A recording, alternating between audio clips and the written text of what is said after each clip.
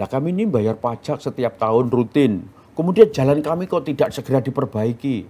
Nah, kadang-kadang itu jadi bahan pemikiran masyarakat. Betul. Proses itu loh harus diupayakan, jangan berlama-lama memberikan pelayanan ganti STN atau plat nomor deh. Kadang-kadang yang menjadi enggan masyarakat itu, wah sewi lama. Biak gitu loh Pak. Itu. Ada pandangan bahwa pajak ini ada kenaikan dari 24 ke 2005. Ini tidak ada kenaikan. Dan ini yang harus dijelaskan, yang harus dipahami oleh masyarakat. Sektor wisata yang berkolaborasi dengan budaya ini juga memberikan sumbangsih yang sangat luar biasa terhadap PAD di Jawa Timur. Ini memberikan ruang, memberikan kemudahan kepada para pelaku usaha untuk lebih dimaksimalkan. Apa yang mereka lakukan? Yang mereka lakukan adalah jemput bola. Jemput bolanya di mana? Melakukan identifikasi para pelaku usaha.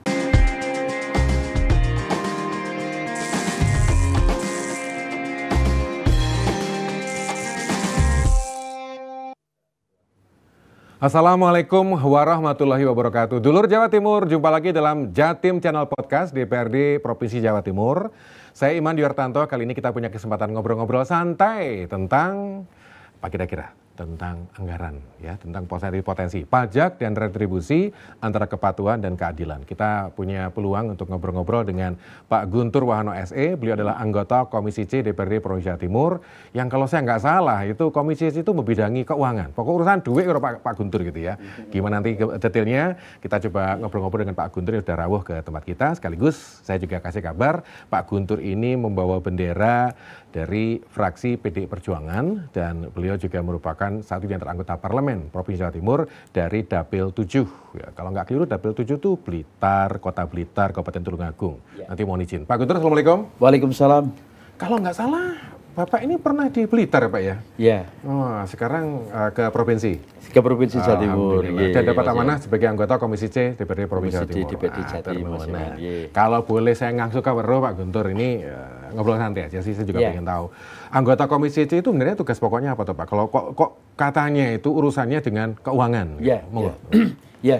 Terima kasih Mas Iman, terima kasih masyarakat Jawa Timur. Kali ini kita ngobrol lagi terkait dengan tugas tanggung jawab daripada Komisi C.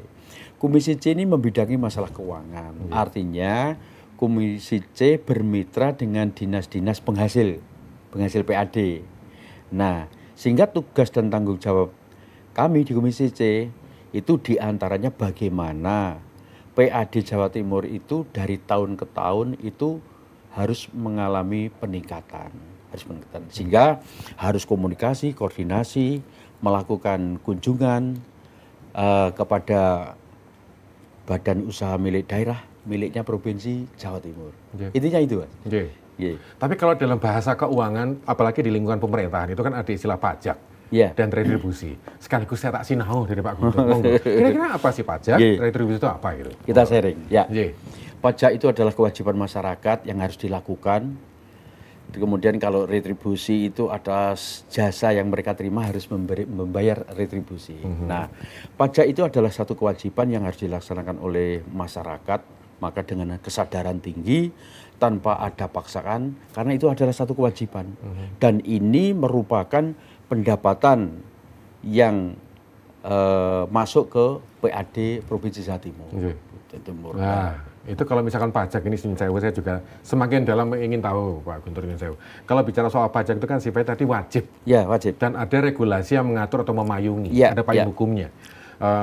Saya dengar-dengar kalau ini wajib berarti kan ada sanksinya. Ya. Tapi ada kondisi tidak memaksa, ini gimana Pak ya? Notonya seperti apa tuh maksudnya ini? Ya, ada kewajiban berdasarkan aturan seperti pajak kendaraan bermotor. Itu wajib setiap tahun itu harus membayar pajak kendaraan. Kalau tidak, ya tentu kalau kedapatan petugas mesti didenda. Ini karena kewajiban. Nah, maka pemerintah selain mengeluarkan aturan tentang kewajiban masyarakat untuk melaksanakan membayar pajak, kita harus disertai dengan sosialisasi yang maksimal. Kalau aturan dibuat, kemudian aturan itu tidak dipahami atau kurang dipahami oleh masyarakat, maka masyarakat ini juga kurang semangat di dalam membayar pajak. Tetapi dengan sanksi-sanksi, maka mereka taat. Nah, ini ciri masyarakat kita ini Kalau ada sanksi ini kan mesti takut tuh, Pak. Nah, itu dikerengi berarti. Oh iya. Padahal itu seharusnya tidak perlu begitu. Artinya kalau mereka dengan kesadaran tinggi, ini merupakan satu kewajiban sebagai warga masyarakat harus melaksanakan pembayaran pajak dan mereka harus ngerti bahwa pajak ini untuk apa sebetulnya. Mereka dengan kesadaran tinggi harus melakukan itu. Itu harus itu. Ini yang saya perlu belajar lebih banyak ini ya. Pajak dan retribusi antara patuh dan keadilan. Patuh dan keadilan. Apalagi dengan fenomena zaman sekarang itu kan kadang-kadang ada rasa ketidakadilan yang muncul dan rame di sosial media terus malah rame komentarnya itu. Nanti coba kita dalami. Tapi Pak Guntur ini saya kalau coba pelan-pelan gitu ya. Setelah pajak tadi memang ada payung hukumnya, kemudian kita juga masuk ke retribusi. Saya juga mohon info Pak atau mungkin penjelasan. Apakah retribusi itu selalu berhubungan dengan imbal jasa atau nikmat atau benefit yang dirasakan oleh warga secara langsung Pak? Iya, iya. Itu gimana Pak ya? Seperti seseorang masuk di pelabuhan. Karena ada jasa diberikan kesempatan untuk masuk di pelabuhan. Mendapat fasilitas dari pelabuhan, mendapatkan jasa pelayan di pelabuhan. Maka mereka wajib untuk membayar retribusi itu.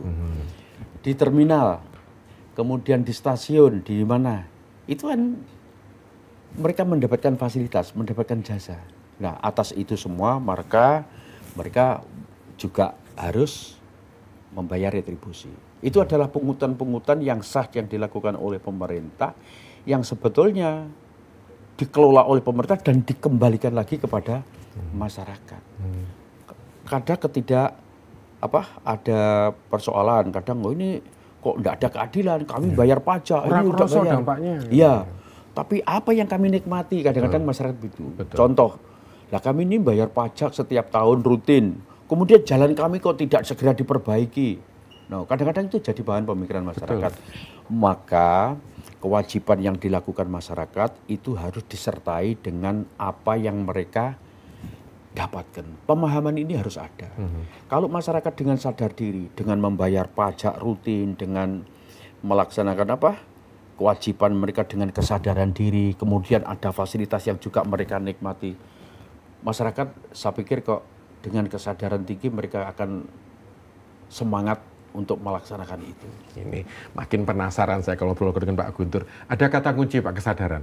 Kalau menurut panjenengan Pak, bagaimana tingkat kesadaran publik sekarang, khususnya warga Jawa Timur? Ya, Jawa Timur itu kalau kita nilai dan berdasarkan data yang kami terima pada saat kita melakukan rapat kerja, sebenarnya Jawa Timur ini kesadarannya cukup bagus. Contoh tentang pembayaran pajak kendaraan bermotor. Jawa Timur ini lebih bagus kalau dibanding dengan Jawa Barat. Orang-orang kan heboh nih, gimana ini Jawa Barat kok ada pemutihan, gimana dengan Jawa Timur dan sebagainya. Karena Jawa Barat itu tingkat kepatuhan membayar pajak kendaraan bermotor itu cukup 50%. Sementara kita sudah di atasnya. Berdasarkan dari data yang masuk itu sudah hampir mencapai 85%. Luar biasa. Nah, kenapa mereka melakukan gebrakan mengadakan pemutihan? Ya karena tidak patuhnya mereka itu, akhirnya gubernur ada kebajikan diadakan pemutihan. Agar apa? Agar PAD dari sisi pajak itu masuk. Nah, bukan berarti kita yang sudah 85% kemudian yang 15 kurang patuh, tidak patuh ya. Kurang patuh ini dibiarkan, belum patuh. Ya, ini tetap harus kita upayakan. Dengan apa tuh? Dengan melakukan sosialisasi kepada masyarakat sampai pelosok-pelosok, dengan mengadakan komunikasi melalui perangkat desa, pejabat desa, untuk mengidentifikasi barangkali di wilayahnya ada kendaraan yang tidak ada surat-suratnya, perlu diadakan pemutihan. Kalau itu bisa diidentifikasi, luar biasa. Tentu ada lonjakan yang luar biasa, pendapatan dari hasil pajak kendaraan bermotor. Kalau kita melakukan komunikasi, identifikasi kepada para pemilik kendaraan yang tidak lengkap tidak lengkap pajaknya itu. Pak Guntur, masih terkait dengan kepatuhan. Kalau soal keadilan nanti saya coba dalam. Ini masih pada kepatuhan. Nah, kalau misalkan bicara soal kepatuhan bahwa kita sudah bagus di atas 50%, bahkan 80 sekian persen menurut panjenengan tadi. Yang 15 ini untuk mencapai patuh ini kira-kira effort apa yang diperlukan? Karena setiap tahun secara berkala Pemprov juga selalu mengadakan campaign, selalu sosialisasi. Kurangnya di mana kalau menurut Pak Guntur? Jadi upaya ini kan harus terus-menerus. tidak boleh sekali upaya terus berhenti. Upaya ini harus terus-menerus dilakukan. Karena yang mendapatkan pajak kendaraan bermotor yang sekarang itu porsinya yang lebih besar adalah kabupaten kota, sementara yang provinsi hanya 40 sekian persen itu, maka keterlibatan pemerintah kota kabupaten beserta perangkat sampai tingkat bawah dalam rangka melakukan sosialisasi dan seperti tadi saya sampaikan melakukan perlu identifikasi itu dimaksimalkan. Kalau itu bisa dimaksimalkan tentu meningkat. Yang kedua, sosialisasi di tempat-tempat umum, di pasar, di pusat keramaian. Kalau perlu masyarakat ini diberi ruang, diberi kesempatan bagaimana mereka tidak kejauhan dalam rangka membayar pajak ini. Dengan cara apa? Menghadirkan petugas dengan mobile di situ memberikan pelayanan di pasar-pasar, di tempat-tempat keramaian, di tempat-tempat tertentu, di kantor desa, maka masyarakat itu akan semangat. Karena kadang-kadang masyarakat itu punya duit, bukan berarti tidak mau, tidak ada kesempatan. Mereka daripada jauh-jauh ke Samsat, kalau di tempat keramaian ada pelayanan, mereka akan cenderung lebih ke situ. Gitu. Dan yang kedua, proses itu dulu harus diupayakan, jangan berlama-lama memberikan pelayanan ganti STN atau plat nomor. Kadang-kadang yang menjadi enggan masyarakat itu, sewi lama. Rebiak gitu loh Pak. Itu. Belum lagi perilaku calo-calo yang bermain itu. Mereka sudah kehilangan duit, sudah bayar, kemudian tidak mendapatkan apa yang mereka harapkan. Apa STN, apa plat nomor, atau yang lain. Ini satu kendala yang dihadapi oleh masyarakat. Dan masyarakat yang ada di pinggiran itu perlu sentuhan-sentuhan memang. Nah, maka karena sekali lagi porsi pendapatan pajak kendaraan bermotor antara provinsi dan kabupaten kota ini banyak yang di kabupaten kota, peran daripada pemerintah daerah kota kabupaten, juga peran anggota legislatif kabupaten kota pada saat mereka melakukan kegiatan ke masyarakat itu dititipi, diminta tolong untuk ikut-ikut menyampaikan. Ada pandangan bahwa pajak ini ada kenaikan dari 24 ke 2005. Ini tidak ada kenaikan. Dan ini yang harus dijelaskan, yang harus dipahami oleh masyarakat. Nah, kalau mereka wah tambah larang, tambah naik, kadang-kadang malah wegah itu. Malah tidak mau bayar. Tetapi kalau dengan pajak tetap, kemudian pelayanan dipermudah, terus kalau dulu STN itu sekian lama sekarang menjadi cepat, atau syukur ditunggu sebentar jadi, plat nomor juga gitu. Maka semangat dan kesadaran mereka tentu akan meningkat. Nah, karena sudah nyenggol-nyenggol pajak kendaraan bermotor, saya coba ngutip catatan yang saya kumpulkan, Pak.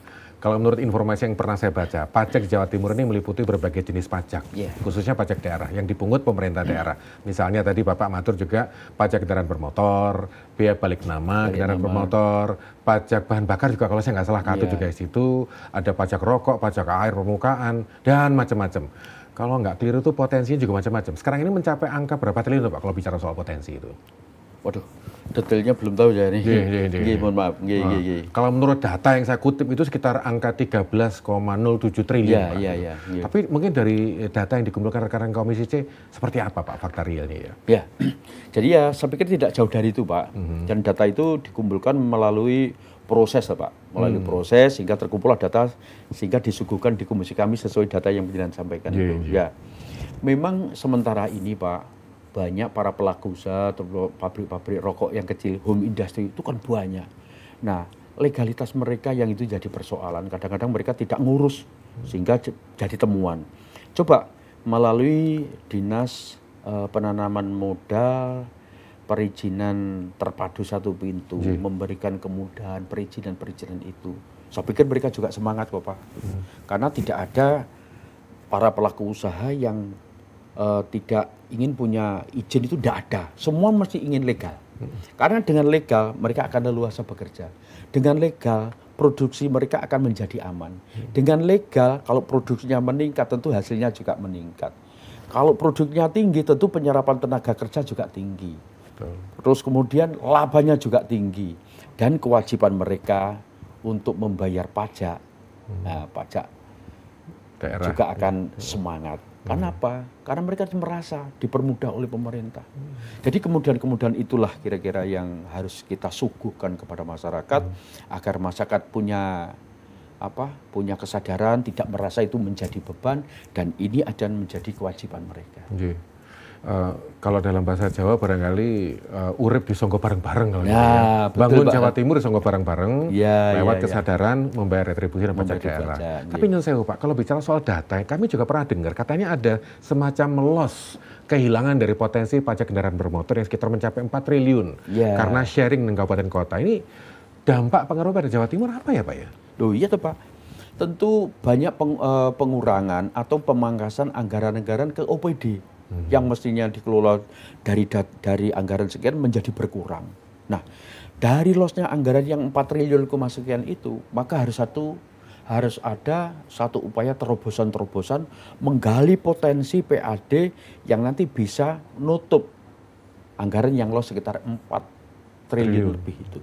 Itu banyak sektor yang bisa disupport oleh pemerintah Provinsi Jawa Timur dari sektor-sektor lain, terutama sekali lagi dari sisi pertambangan, pertanian, dan sisi lain. Karena melihat dari sektor pertambangan saja luar biasa Pak. Karena kalau sudah nyangkut bicara soal pertambangan, kan tentu tidak hanya pertambangan pasir. Di sana ada pasir besi, kemudian ada gunung yang dibelah, kemudian banyak marmernya, ada andesit, ada fosfor, ada yang lain. Itu luar biasa itu Pak. Nah, kemudian kalau semua terfasilitasi dengan baik, maka tentu PAD kita tidak akan kelabaan walaupun kehilangan 4 triliun. Karena ada sektor lain yang bisa kita gali untuk bisa nutupi kekurangan itu. Kalau kita pecah antara retribusi dan pajak itu kira-kira seperti apa ya Pak petanya Pak ya kalau bicara soal potensi itu? Jadi pajak tentu punya porsi lebih tinggi daripada retribusi karena pajak sekali lagi sesuai aturan mengikat dan itu merupakan satu kewajiban. Sementara retribusi ya tidak setegas pajak. Nah, walaupun ini juga merupakan kewajiban dan harus ada kesadaran masyarakat untuk itu. Karena potensi kita Pak untuk mengut retribusi juga luar biasa. Pasar-pasar kita, pasar provinsi itu luar biasa banyak loh Pak. Pripun Pak? Pasar milik provinsi. Kemudian terminal kita milik provinsi. Itu juga luar biasa banyak itu. Kalau itu diperhatikan, dikelola dengan baik, retribusi dari sektor itu juga bagus. Bagus. Dari stasiun kereta api, bagus. Dari pelabuhan juga luar biasa. Nah, cuma perlu lebih konsentrasi, lebih serius lagi pemerintah dalam rangka menangani sumber-sumber PAD yang dimiliki oleh pemerintah Provinsi Jawa Timur. Nah ini asik, sumber-sumber pendapatan atau potensi pendapatan. Tadi kan Bapak juga cerita bahwa matur terminal, stasiun dan sebangsanya itu. Kalau saya lihat beberapa tahun terakhir ini pemerintah Provinsi Jawa Timur juga getol mengkampanyekan atau menggalakkan sektor pariwisata. Gitu.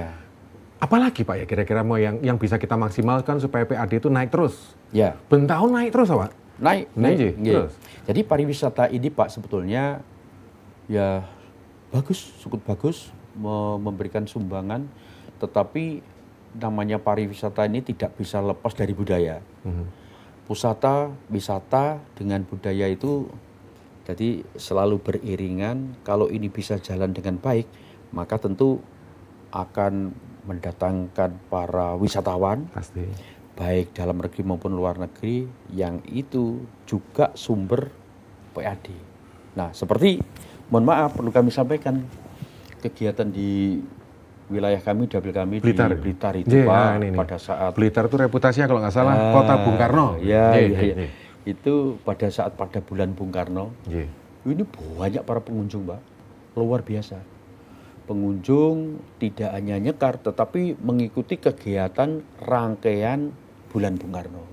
Kenapa disebut bulan Bung Karno? Di sana ada rangkaian kegiatan dalam satu bulan itu yang menghadirkan tokoh kita Bung Karno. Apa itu? 1 Juni. 1 Juni ada peringatan Gerebek Pancasila. Gerebek Pancasila itu Pak, itu sudah satu tradisi yang dilakukan oleh masyarakat Blitar, yang dilakukan para budayawan Blitar Raya dalam rangka memperingati Hari Pancasila. Itu di alun-alun Blitar sempat dihadiri oleh Presiden, oleh Ketua MPR Pak Jokowi waktu itu, terus kemudian Pak Hidayat Nur Wahid, Pak Zulkifli Hasan, tokoh-tokoh nasional hadir semua di situ untuk mengikuti hari lahirnya Pancasila. Dan kemudian setelah beliau datang di sana, ditetapkanlah bahwa 1 Juni ini sebagai hari lahirnya Pancasila. Kan sebelumnya tidak 1 Juni pemahaman banyak orang. Tetapi setelah digali sedemikian rupa bahwa pidato Bung Karno pertama menetapkan dasar negara Indonesia pada 1 Juni, maka ditetapkanlah 1 Juni. Nah, rangkaian berikutnya di bulan Juni itu tanggal 6. Tanggal 6 itu apa? Hari lahirnya Bung Karno. Dilanjutkan lagi tanggal 21, puncak acaranya di Hall Bung Karno itu tanggal 21, itu hari wafatnya Bung Karno. Dalam sebulan penuh rangkaian kegiatan luar biasa. Ya, masyarakat tentu menyambut gembira. Dengan banyaknya pengunjung, maka ekonomi akan menggeliat di sana. UKM bermunculan, bertumbuh, marak sekali. Dan itu Pak, semua dengan kesadaran diri juga membayar retribusi.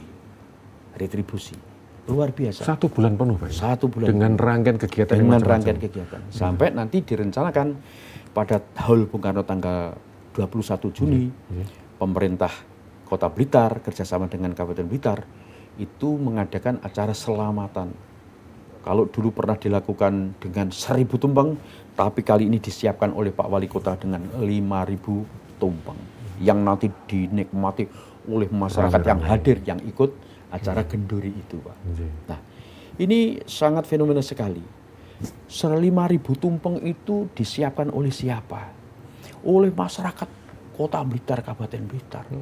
Belum lagi semua desa-desa yang ada di sana, semua memperingati. Berarti di situ ada perputaran uang yang sangat tinggi. Nah, para pedagang panen.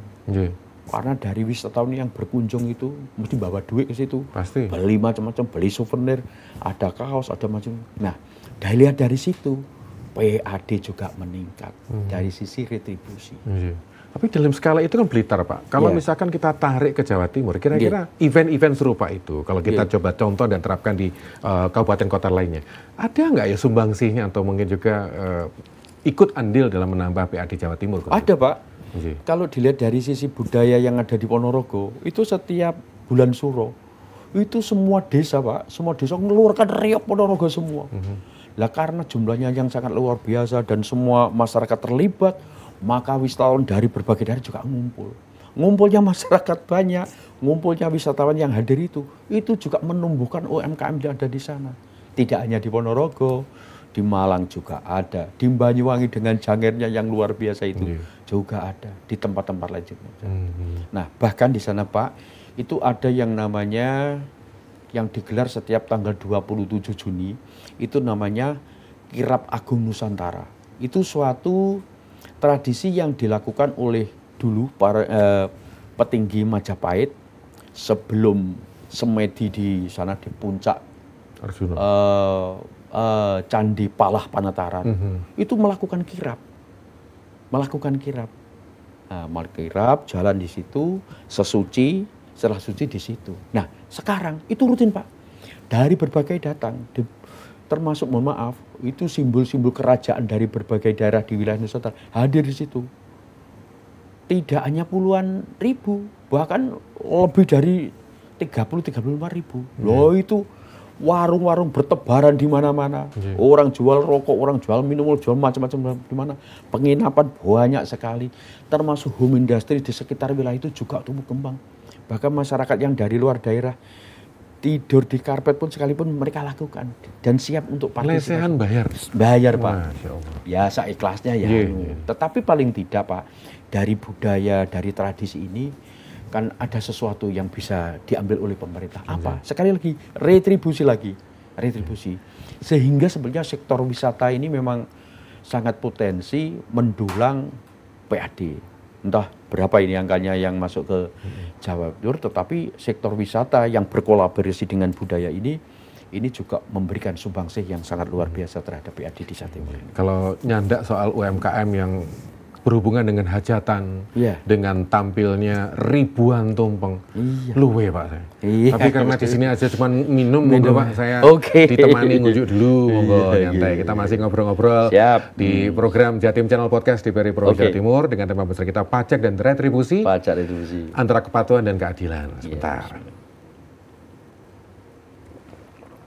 Alhamdulillah. Nah, kalau kembali lagi pada situasi Pak, dari tahun ke tahun acara serupa itu sudah diadakan. Iya. Gitu. Apakah sudah bisa dikatakan maksimal untuk memanfaatkan potensi itu atau memanfaatkan acara itu sebagai bagian dari menambah PAD Jawa Timur, Pak? Ya, jadi Pak, pemerintah ini kan tiada henti memikirkan bagaimana dengan berbagai upaya bagaimana banyak sektor ini bisa tumbuh untuk nambah PAD. Ya tidak hanya sektor pertambangan, tidak hanya sektor pertanian, tidak hanya wisata, tetapi sektor-sektor lain juga dipikirkan. Nah, sehingga saya juga mengapresiasi kepada pemerintah Provinsi Jawa Timur yang sejak beberapa tahun yang lalu ini melalui Dinas Penanaman Modal Perizinan Terpadu Satu Pintu, ini memberikan ruang, memberikan kemudahan kepada para pelaku usaha untuk lebih dimaksimalkan. Apa yang mereka lakukan? Yang mereka lakukan adalah jemput bola. Jemput bolanya di mana? Melakukan identifikasi para pelaku usaha. Nah, kalau yang sudah punya izin dibina, yang belum punya izin diberikan kesempatan, diberikan tata cara. Ini loh cara mengajukan izin. Bahkan proses perizinan yang sudah dilakukan oleh Dinas Penanaman Modal Perizinan Terpadu Satu Pintu ini tidak harus para pemohon ini hadir terus dalam rangka proses perizinan. Mereka bisa menggunakan telepon, menggunakan Zoom meeting dan lain sebagainya. Ini satu terobosan. Nah, harapan kita setelah izin ini mereka dapatkan, maka usaha mereka berkembang. Karena untuk berkembangnya satu usaha tidak hanya mengantongi izin, tetapi modal. Bagaimana modal mereka? Ini mesti harus dipikirkan oleh pemerintah Provinsi Jawa Timur melalui Dinas Koperasi, melalui Dinas Perdagangan.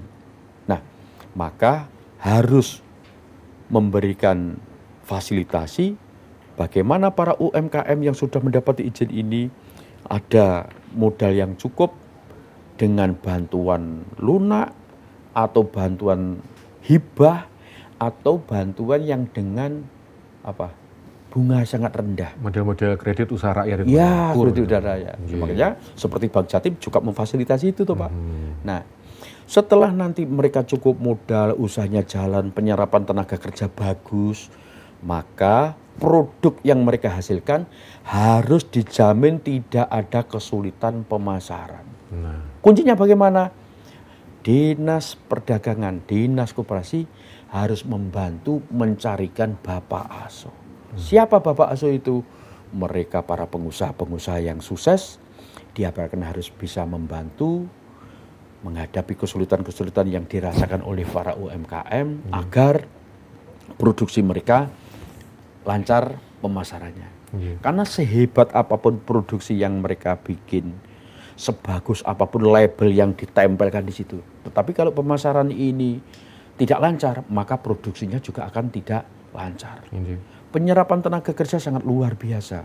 Kalau ini ada di semua desa-desa di seluruh wilayah Jawa Timur, maka sekali lagi UMKM ini juga tidak kalah penting dalam rangka menyumbangkan PAD untuk Provinsi Jawa Timur. Nah itu dia, saya jadi ingat dengan fenomena kalau ketika kita krisis beberapa tahun silam, itu kan pelaku-pelaku UMKM yang jaga itu. Jadi nyonggo ekonomi Jawa Timur. Nah kalau bicara soal rasio Pak Guntur, penerimaan asli daerah yang dari retribusi, itu apakah cukup signifikan ya kalau dari angka-angka yang sudah itu Pak? Ya retribusi cukup bagus lah Pak. Mohon maaf tentang jumlahnya berapa ini saya kurang detail, kalau tidak baca ya tidak tahu.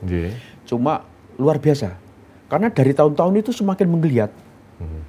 Retribusi yang terutama dari sektor UMKM, dari pelabuhan yang kita punya, dari banyak sektor, ini cukup bagus, cukup bagus. Nah, kenapa kok ini selalu ditingkatkan, selalu dikembangkan, selalu diperhatikan oleh pemerintah Provinsi Jawa Timur. Karena potensinya ada. Potensi berkembangnya itu sangat tinggi. Kecuali kalau mereka semakin turun, lah ini beda lagi.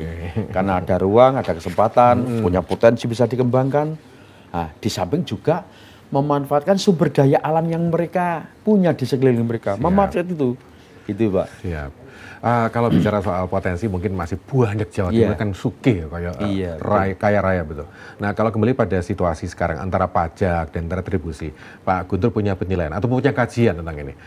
Kan masyarakat itu merasakan bahwa retribusi dan pajak daerah naik terus setiap tahun gitu ya. Kesannya seperti itu. Tadi Bapak juga matur nggak naik gitu.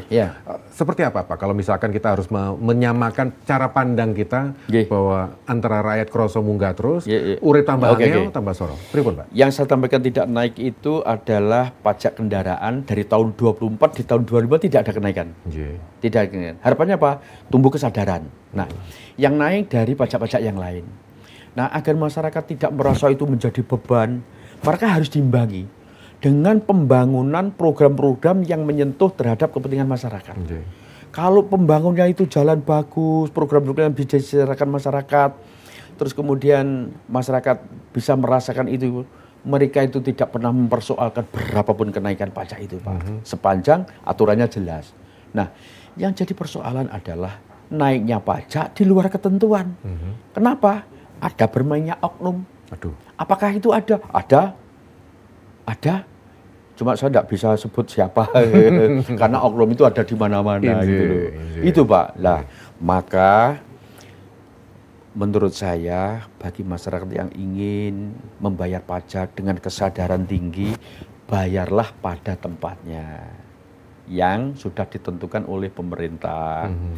Kalau pajak kendaraan ya di Samsat. Kalau tidak di Samsat, kalau memang ada pelayanan kemudian dari Samsat menjemput bola mendekat kepada masyarakat ya di situ. Itu kan resmi.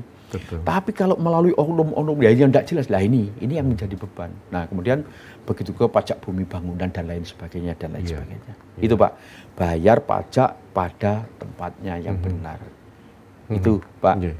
Nah, kita juga tahu bahwa kadang-kadang di fenomena tertentu itu kadang-kadang pendapatan atau mungkin juga uang yang sudah terima dari rakyat itu dihimpun oleh pemerintah kemudian dikelola untuk pembangunan dan juga untuk kebutuhan masyarakat gitu.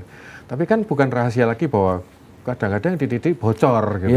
Ada saja yang ngerikiti gitu saya menggunakan istilah ngerikiti gitu.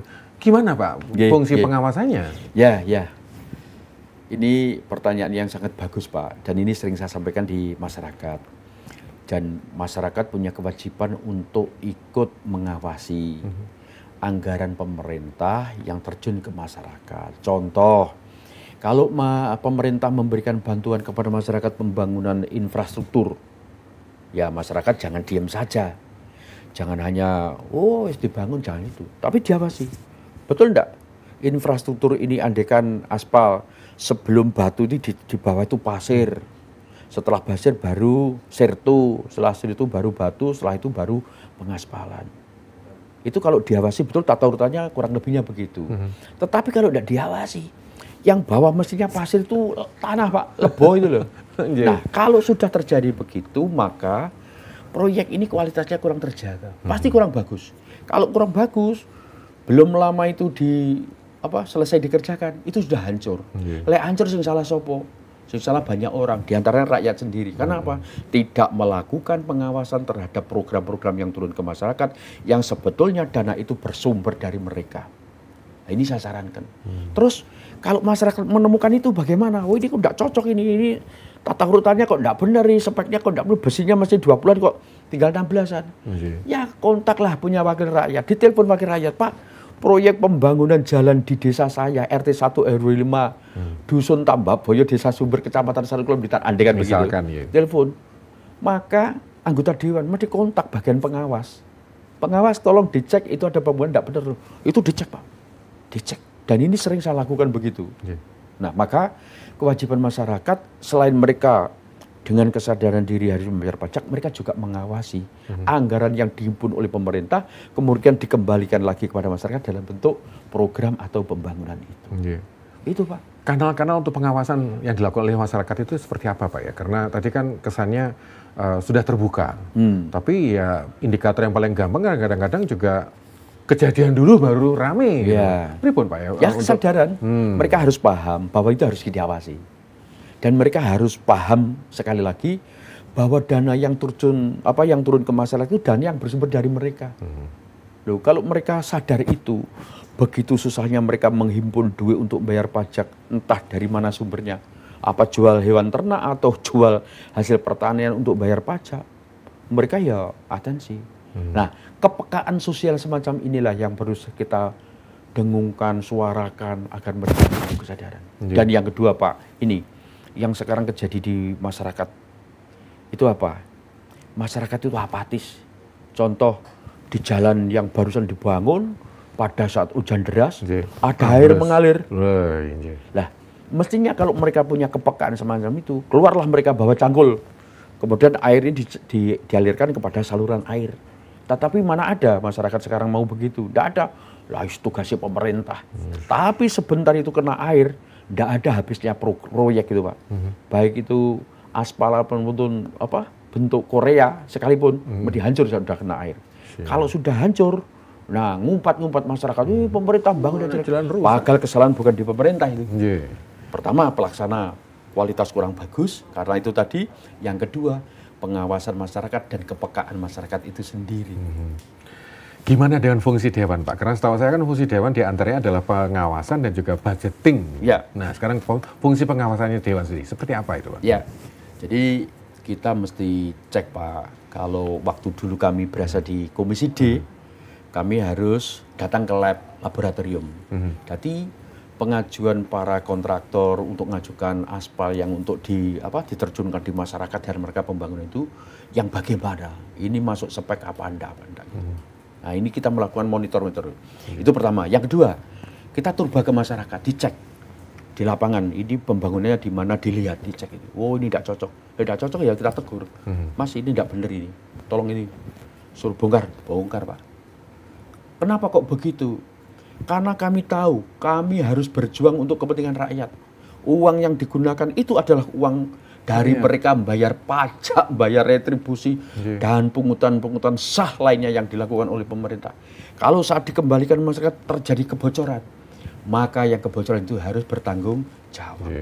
Bukti bertanggung jawab apa? Kalau dibongkar ya harus ganti. Nah, dan di samping itu melalui Badan Pemeriksa Keuangan RI yang ada di Surabaya, mereka selalu aktif melakukan monitor ke lapangan, sehingga para kontraktor yang melaksanakan program dari APBD, baik APBD Kabupaten maupun Provinsi, itu tidak pernah luput pengawasan daripada BPK. Nah, BPK tentu koordinasi dengan inspektorat baik provinsi maupun kabupaten kota. Itu bentuk pengawasan. Dan kami juga melakukan komunikasi.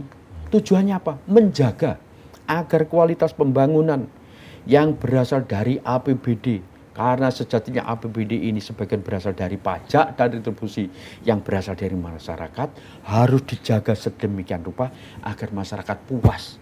Kalau puasnya masyarakat atas program yang sudah dilakukan oleh pemerintah, maka mereka akan tumbuh kesadaran yang tinggi dalam rangka membayar pajak yang itu merupakan kewajiban sesuai dengan ketentuan yang berlaku. Pak Guntur, singkat, supaya masyarakat puas dan ikut melu duweni yang mengawasi, singkat Pak, apa yang harus dilakukan?